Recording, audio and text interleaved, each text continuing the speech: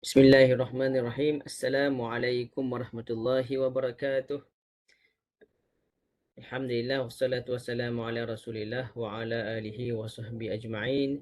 Rabbi shrah li sadri wa yassir li amri wa hlul 'uqdatam min lisani yafqahu qawli amma ba'd. Alhamdulillah, terima kasih pelajar yang hadir pada malam ini. Kita mulakan dengan Kitab Al-Fatihah. A'udzu billahi minasyaitonir rajim. Bismillahirrahmanirrahim. Alhamdulillahi rabbil alamin. Arrahmanir rahim. Yaumiddin. Iyyaka na'budu wa iyyaka nasta'in. Ihdinas siratal mustaqim. Siratal ladzina an'amta 'alaihim ghairil maghdubi 'alaihim waladdallin. Amin. Alhamdulillah, jadi pada malam ni kita akan tengok pada sedikit hukum tajwid iaitu idgham syafawi. Okey, semua boleh tengok di hadapan. Okey, sebelum ni kita dah tengok ikhfa syafawi. Ikhfa syafawi secara mudahnya iaitu mim mati bertemu dengan huruf ba. Okey, mim mati bertemu dengan huruf ba, itu ialah ikhfa syafawi. Maka perlu dibaca dengan dengung. Berapa harakat? 2 harakat. Contoh, وَمَنْ يَعْتَصِمْ بِاللَّهِ. Ya'tasim, mim mati bertemu dengan huruf ba berbaris di bawah. Billah, dengung pada kadar 2 harakat. Okey, next pada malam ni kita akan tengok idgham syafawi. Ada 2 kalimah di sini. Cuba tengok idgham dan juga syafawi. Idgham syafawi. Kita akan tengok satu persatu sekejap lagi apa maksud idgham, apa yang dimasukkan dengan syafawi. Secara umumnya, mim pengertiannya idgham syafawi, mim berbaris selepas mim sakinah. Maka diidghamkan mim sakinah berserta dengung. Maksudnya mim berbaris selepas daripada mim sakinah. Okey, contohnya ini ialah mim berbaris. Okey. Sebelumnya ialah mim sakinah. Mim sakinah mim yang mati. Mim berbaris, mim yang baris di atas, hadir selepas daripada mim yang berbaris mati. Maka diidghamkan mim sakinah. Idgham ni dimasukkan ke dalam huruf yang satu lagi berserta dengan dengung.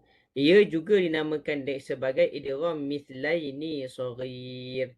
Idgham mithlain saghir ataupun idgham mithlaini saghir. Jadi kalau para pelajar pernah dengar perkataan idgham mithlain saghir, sama sahaja maksudnya dengan idgham syafawi.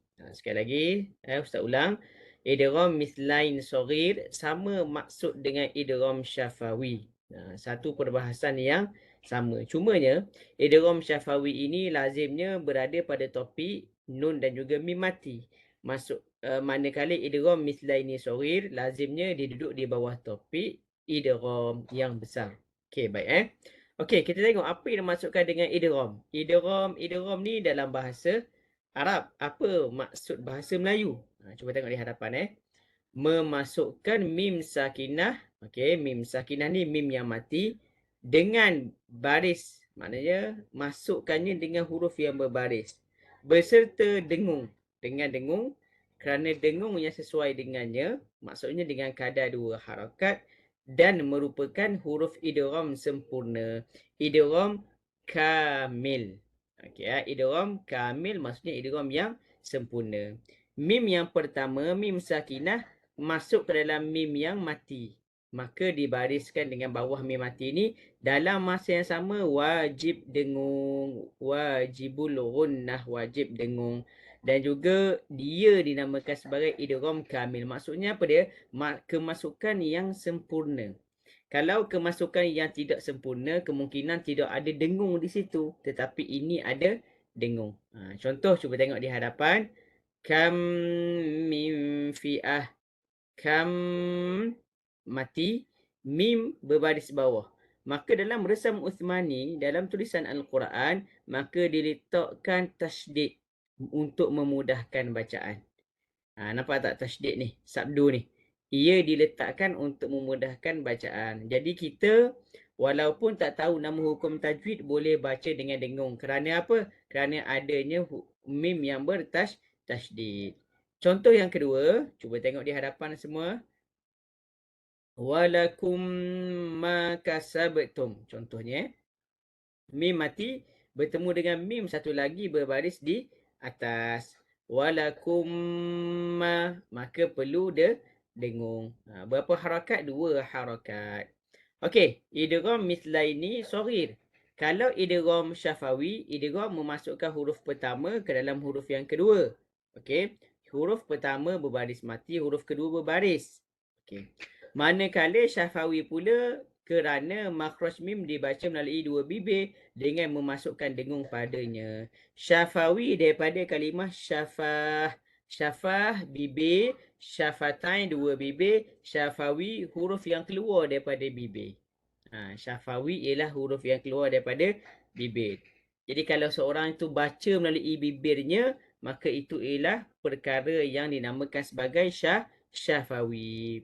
Okey, boleh faham Jadi idgham syafawi, kalau pelajar dengar sahaja perkataan syafawi, maka syafawi ini merujuk kepada hukum mim mati. Okey, saya ulang sekali lagi. Kalau ada dengar sahaja mana-mana hukum yang ada perkataan syafawi, maka ialah perkara melibatkan mim sakinah, mim yang mati. Okey. Okey, idgham syafawi, idgham maksudnya memasukkan huruf pertama ke dalam huruf yang kedua. Syafawi ialah keluar daripada bibir. Mithlaini saghir. Cuba kita tengok mithlaini dulu.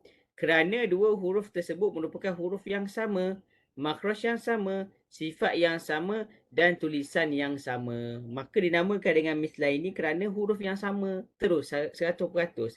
Mim bertemu dengan mim, nun bertemu dengan nun, sin bertemu dengan sin contohnya. Itu maksudnya mithlaini, sama terus. Sifat, makhraj, tulisan, semua huruf yang sama. Saghir bermaksud saghir maksudnya ialah mim sakinah ialah huruf yang berbaris. Okey, selepas mim sakinah ialah huruf berbaris. Kalau idgham kabir, okey, idgham kabir ialah huruf yang berbaris masuk dalam huruf berbaris. Okey, dalam bacaan Imam Hafs ia tidak berlaku. Saya ulang sekali lagi. Lawan kepada saghir ialah idgham kabir. Okey, idgham syafawi ataupun idgham mithlaini saghir, dia ada satu lagi nama idgham kabir. Idgham kabir maksudnya memasukkan huruf yang pertama ke dalam huruf yang kedua. Huruf pertama berbaris, huruf kedua pun berbaris. Okey, dalam bacaan kita tidak ada. Tetapi kalau saghir dalam bacaan Imam Hafs yang kita baca riwayatnya ada, iaitu contoh mim mati, huruf pertama mati, huruf kedua berbaris. Contohnya ialah kam mim fi'ah, mim mati, mim yang kedua ada baris. Maka ini ialah nama hukumnya apa? Hukumnya ialah idgham mithlaini saghir. Okey. Kalau ditanya kepada pelajar, apakah nama hukum walakum ma kasabtum? Kam min fi'ah? Ada dua jawapanlah. Satu ialah idgham syafawi, satu ialah idgham mithlaini saghir. Dua-dua betul. Dua-dua betul. Cuma kebiasaannya kita akan jawab yang paling ringan, ringkas, iaitu idgham syafawi. Hukumnya dibaca dengan dengung berapa harakat? 2 harakat. Nanti untuk perbahasan tentang idgham mithlaini kecil ataupun saghir ini akan ada perbahasan yang lebih besar pada topik idgham. Okey, tanda idgham syafawi dari segi pendanaan ialah mim sakinah yang tiada tanda sukun dan ada tasydid pada huruf mim yang seterusnya. Okey, cuba kita tengok Mim sakinah ni dia yang tidak ada tanda sukun. Ada tak tanda dia di atas, tanda macam mati? Tak ada. Ada tak tanda macam klik kertas kecil tu? Tidak ada. Okey, kalau tidak ada, ia merupakan idgham syafawi. Tambah lagi huruf selepasnya ada bersabdu, mim bersabdu. Maka ia lebih menguatkan namanya idgham syafawi. Baca dengan kadar 2 harakat. Okey, baik. Jelas semua untuk tanda idgham syafawi. Jadi idgham syafawi ini senang saja para pelajar apabila jumpa mim bertemu dengan mim, maka itu ialah idgham syafawi. Kalau ikhfa syafawi, mim mati bertemu dengan huruf ba. Okey. Contoh wa man ya'tasim billah, mim mati bertemu dengan huruf ba. Itu ialah ikhfa syafawi. Idgham syafawi, mim bertemu dengan mim. Walakum ma kasabtum wa kam min fi'ah. Itu ialah idgham syafawi. Yang terakhir sekali pada malam ni ialah izhar syafawi. Izhar syafawi. Apa dia maksud izhar syafawi? Iaitu mim sakinah yang terdapat selepasnya huruf izhar. Mim sakinah, mim yang mati, selepasnya ada huruf izhar. Apa dia huruf izhar? Huruf yang keluar daripada leher, kerongkong ataupun tengkuk kita. Huruf hamzah, huruf he, huruf ain, huruf ha, huruf ghin, huruf kha. Ada 6 huruf semuanya. Dan menyebut huruf mim sakinah daripada makhrajnya tanpa dengung, tanpa wakaf, tanpa henti dan tanpa tasydid. Itu maksud izhar syafawi. Okey, sekali lagi saya ulang. Mim sakinah yang selepasnya ada huruf izhar dan menyebut huruf mim sakinah daripada makhrajnya tanpa dengung. Maksudnya kita sebut huruf tu dengan betul. Mim kita sebut dengan jelas, bukannya dengan samar-samar. Tanpa wakaf, maksudnya niat kita bukannya wakaf tapi kita nak sambung. Kalau kita wakaf, ia tidak akan jadi izhar syafawi. Sekali lagi, kalau kita wakaf, ia tidak jadi izhar syafawi. Dia habis itu dah. Apa izhar syafawinya? Okey. Tanpa henti seketika, tanpa ada saktah dan juga tanpa ada tasydid. Huruf izhar syafawi iaitu huruf hijaiyah selain mim dan juga ba, bilangan hurufnya ialah 26. Okey, baik. Tertukar tadi kalau izhar halqi, hurufnya ada 6, betul. Tapi kalau izhar syafawi, hurufnya ada 26. Terbalik, tertukar. Ada 26. Kecuali huruf mim dan huruf ba sahaja. Okey, jelas. Sekali lagi saya ulang. Huruf izhar syafawi ada 26, bukannya 6, tersilap tadi. Bukannya 6 tapi 26 kecuali mim dan juga ba. Semua huruf hijaiyah kecuali mim dan juga ba. Maksudnya mim mati bertemu dengan mim, maka ia bukan izhar. Mim mati bertemu dengan huruf ba, bukan izhar. Mim mati bertemu dengan selain huruf mim dan juga huruf ba, itu ialah huruf izhar halqi. Itu ialah tandanya hukum izhar halqi.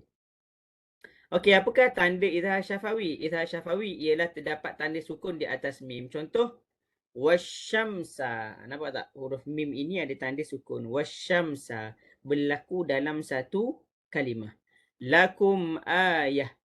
Mim mati ini ada apa? Ada sabdu. Ada tanda sukun. Maka ia perlu dibaca dengan jelas. Maka dalam 2 kalimah. Nampak tak? Dalam 2 kalimah. La'allakum tashkurun. Mim mati bertemu dengan huruf ta. La'allakum tashkurun. Mim mati bertemu dengan huruf ta. Maka dibaca dengan apa? Izhar syafawi. La'allakum, matikan dulu. Lakum tashkurun. Lahum azab. Pun sama juga. Bihim khasasah. Bihim khasasah. Apabila kita belajar tentang sifat huruf mim dia ada satu sifat, iaitu sifatnya tawassut. Di mana kita perlu memberi masa kepada huruf mim sebelum kita pergi kepada huruf seterusnya. Maksudnya suara yang pertengahan. Wasyamsi. Lakum ayah. La'allakum tashkurun. Jangan cepat kita buka. Kalau tak, dia akan menghasilkan bunyi yang tidak sesuai. Contoh. Wasyamsi. Wasyamsa. La'lakum ayah. Perasan tak? Me tu bunyi. La'allakum tashkurun. Okey, itu kurang tepat. Okey. Lahum azab. Nampak tak huruf mim? Bihim khasasah. Jangan sebut begitu. An'amta alaihim ghairil. Itu salah juga. Okey, sedikit tambahan. Izhar mim sakinah pada fa dan juga waw lebih kuat izharnya. Okey. Berbanding dengan huruf yang lain. Kerana fa terletak dekat dengan makhraj mim dan sama makhraj dengan waw, iaitu 2 bibir. Okey, dikata kat sini. Izhar syafawi pada huruf waw dan juga mim lebih kuat izharnya kerana pada makhraj yang sama. Contoh, boleh hum fiha khalidun. Hum fiha. Jadi kan payah kita nak bunyi tu. Hum fiha. Hum wa azwajuhum fi dhilalin 'alal araik. Hum wa azwaju. Maksudnya apabila ia kuat, maka kita perlu berhati-hati. Wa yamudduhum fi tughyanihim. Kalau perasan, setengah bacaan, orang yang dah terbiasa dengan huruf fa dan juga pa, dia baca salah. Hum piha. Salah Wa yamudduhum fi tughyanihim. Dia sebut huruf pa, bukannya huruf fa. Sebab apa? Sebab susah nak tukar mim kepada fa. Sebab makhraj yang sangat-sangat dekat. Hum fiha. Hum wa azwajuhum. Wa yamudduhum fi. Jadi cara dia macam mana? Para pelajar sebut dengan satu persatu. Dengan jelas. Nanti apabila bacaan di hadapan guru, tasmi', baca dengan betul satu persatu supaya kita tengok dari sudut kualiti bacaan yang lebih cantik. Okey, sebagai kesimpulan, terdapat 4 hukum bagi nun dan tanwin, manakala 3 hukum pula pada hukum mim mati. Hukum bagi nun mati dan tanwin ialah izhar halqi, idgham, ikhfa dan iqlab. Manakala bagi mim mati, ikhfa syafawi, izhar syafawi dan idgham syafawi. Okey. Okey, next. Oleh yang demikian, pembahagian ini perlu diperhatikan secara teliti bagi mengelakkan pertukaran antara satu hukum dengan hukum yang lain. Hasilnya, pembaca akan dapat memperbetulkan dan memperbaharui cara bacaan dengan bacaan yang betul dan impaknya dalam membaca Al-Quran lebih yakin. Okey, kita apabila kita baca dengan betul, kita akan jadi lebih yakin kita belajar. Akhir sekali, hukum nun mati, tanwin dan mim mati juga merupakan hukum asas bagi piawaian bacaan Quran yang tepat. Kesalahan padanya memungkinkan berlaku juga kesalahan pada tempat-tempat yang lain lebih sukar seperti makhraj, sifat, waqaf dan juga ibtidak. Okey, part yang last sekali dia kata kalau kita salah dekat sini, kemungkinan besar kita akan salah pada tempat-tempat lain. Dari sudut makhraj, sifat, waqaf dan juga ibtidak. Maksudnya apa dia? Maksudnya ialah cuba kita jangan salah. Sama ada dengung ataupun tak dengung, baca dengan jelas ataupun tak jelas pada hukum nun mati, mim mati ini. Maka insya-Allah pada topik-topik yang akan datang kita akan lebih berhati-hati. Wallahu taala a'lam. Okey, di sini ada kita panggil mind mapping. Boleh tengok sendirilah Para pelajar kalau ada buku ni boleh baca sendiri. Kalau tidak faham boleh tanya kepada ustaz dan juga ustazah. Ini semua ringkasan contoh, hukum, semua berkaitan dengan nun mati dan juga mim mati serta tanwin. Wallahu ta'ala a'lam. Jadi pada minggu hadapan, insya-Allah kita akan tengok pada bab yang satu lagi, mat dan juga qasar, panjang dan juga pendek. Okey. Ini ialah glossary ataupun bahasa Melayu dan juga bahasa Arab. Kalau pelajar tak sure apa maksud nun sakinah, waqaf, wasal, fathah, dhammah, boleh rujuk kat belakang ni. Idgham bi gunnah, idgham bi ghairi gunnah, syafataini, idgham mithlaini saghir, izhar syafawi, semua ada di belakang ini pada muka surat yang ke-56. Okey, wallahu taala a'lam. Ada apa-apa soalan? Tak ada soalan? Kalau tak ada soalan, semua kita akan tengok pada talaqi surah Al-Lail. Okey, cuba buka Quran ataupun tengok di hadapan semua. Kita bertalaqi satu surah ini. Moga-moga kita dapat baca dengan lancar dan juga bertajwid insya-Allah. Okey, macam biasa baca dan juga sama-sama ikut bacaan secara bersama-sama. Ikut di rumah ataupun di mana sahaja anda berada insya-Allah. Okey, cumanya surah Al-Lail ni panjang sikit. Dia ada 2 muka surat yang berbeza. Al-Lail maksud dia malam, surah malam. Okey, baik. أعوذ بالله من الشيطان الرجيم.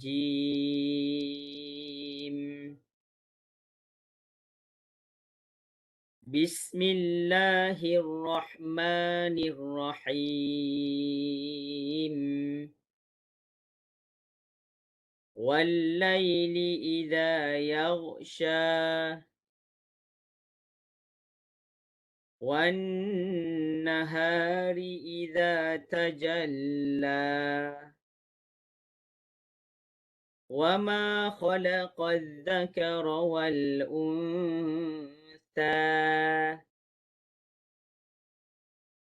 إن سعيكم لشتى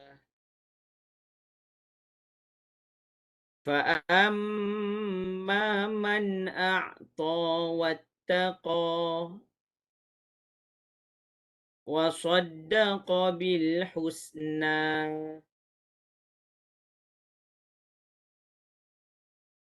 فسنيسره لليسرى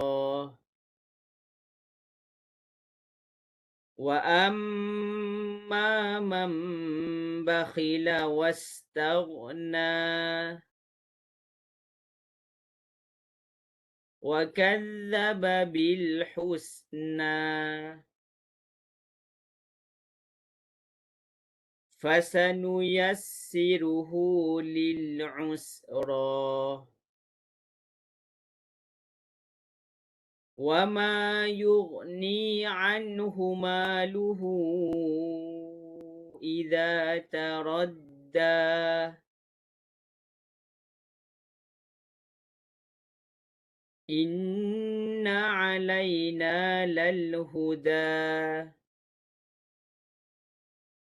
وإن لنا للآخرة والأولى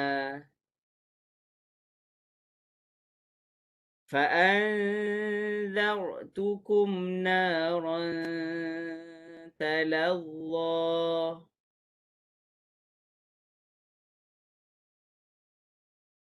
لا يصلاها إلا الأشقى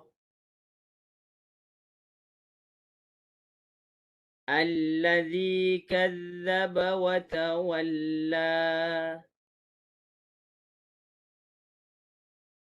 وسيجنبها الأتقى الذي يؤتي ماله يتزكى وما لأحد عنده من نعمة تجزى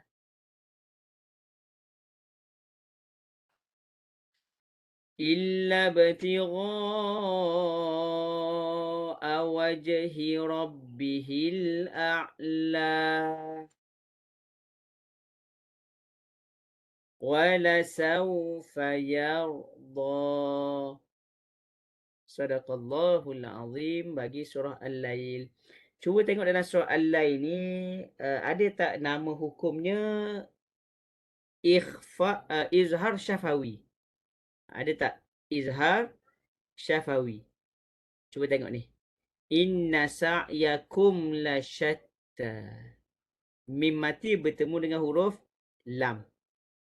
Mim mati bertemu dengan huruf lam. Ini nama dia ialah izhar syafawi.